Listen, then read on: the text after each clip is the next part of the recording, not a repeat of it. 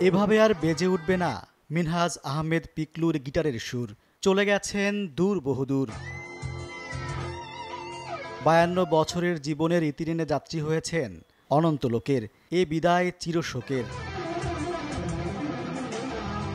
20 December রাজধানীর রামপুরায় guitar প্রশিক্ষণের একটি স্কুলের অনুষ্ঠানে গিয়েছিলেন পিকলু।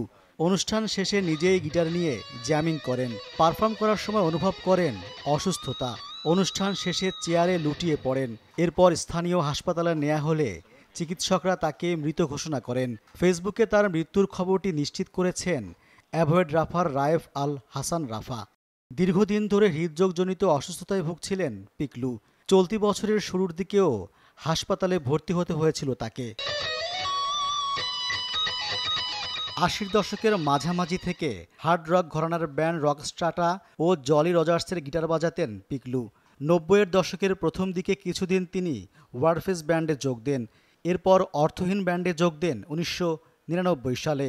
ব্যান্ডটির বেশ কিছু জনপ্রিয় গানে গিটার বাজিয়েছেন তিনি। পিকলুর মৃত্যুতে শোকের ছায়া নেমে এসেছে সঙ্গীতাঙ্গনে। তার স্মৃতিচারণে ফেসবুক টাইমলাইন যেন হয়ে উঠেছে শোক বই।